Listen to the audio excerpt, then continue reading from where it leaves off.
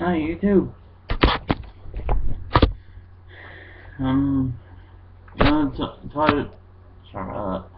But today, I want to explain something here for any younger viewers who didn't know what came before. Actually, I want to talk about music a little bit. But for any younger viewers who didn't know what came before a cassette tape, was these 8-tracks. Yeah, there's these bulky tapes that they had word players, but along with these came with records, and this is a multi-track 45, which tagged along with 8-track in the 70s. There's also like this Beatles album here. They also came out with like colored vinyl. This is actually a good example of colored vinyl. This is actually a blue, clear. This is a see-through blue colored vinyl record that came out in the 60s and 70s. This is actually a good example of what was then, of what we don't have now, but these actually sound better than today's MP3s and burnt CDs. A lot of parents in the past didn't agree with the rock and roll music due to the fact that they thought that they had some demonic subliminal messages that could corrupt the kids into Satanism. Wrong again, parents. They've had rock and roll since the 50s, and you can never change what has happened. And also, back in the 20s, they had the heavy. This is heavy vinyl, heavy black vinyl. This is an out-of-print Bell record from 1925, and I'm surprised that it survived this long. And it's just that's the density there.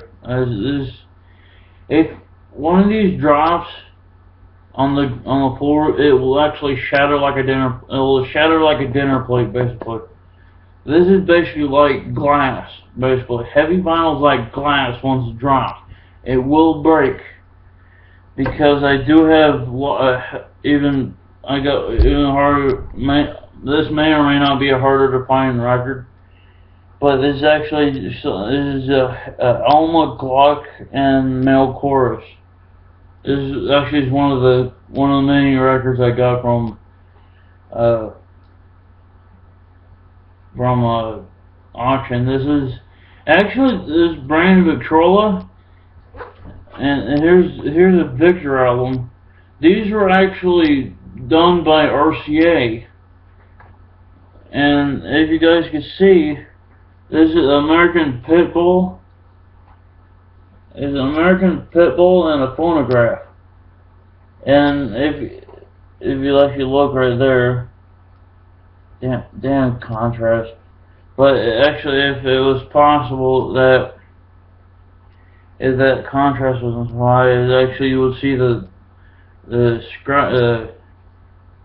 words of his master's voice right underneath the Pitbull and phonograph. But the reason why I say this is one of the rare records is because it's actually one of the old one-sided records. The old one-sided records. I have many forms of the center here, of the mainly Victor, the Victor albums. But the sticker right here, I got many forms of that. There's at least 3 or 4 other forms besides this that I have, along with like Columbia. I got one right here. I mean, this company actually has many forms, and I own quite a few actually. This is an example of one. This is I think as a date here, 1907, 1906, 1908. But then again, that's the same on the Victor records. They came out about the same time, but they were competing record company. And if a lot of people may know, a lot of younger viewers may know, if you want to know what Columbia is, if you look at some of the movies, there's Columbia TriStar Movie Company. There's also Columbia Record Players. There's Columbia Bicycles. Oh my God, the list just goes. The list is endless. It's just wow. There's also the Capitol Record Company. I was on the Beatles album. The Beatles album is actually Capitol Records on this blue one right here. I also have a red one like this that is basically got the same pictures. The red one's done by Apple, Apple Record Company. They're also done Abbey Road.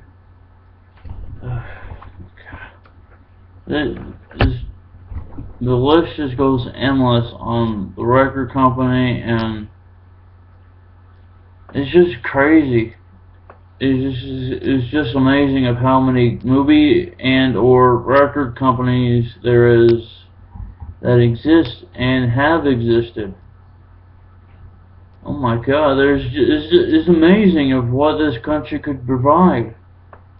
And we spend a lot of years and a lot of money on music and movies and automotive industry and all that, and although this country is great and all, but we should never ever ban or kick out of this country any foreigners. The reason why is this country's greatest asset is founded by foreigners. We should never actually manage to force them to get a green card. They should just come and live here as they please. They should actually manage to survive along here with us. We are to, in my eyes, all of us are foreigners. All of us are foreigners because, well, we're not really Americans. We are just much. We actually managed to kick out and or kill the true Americans, and that was the Indians. The Indians were the true Americans, and we wiped most of them out. It's a sad thing to happen, yes.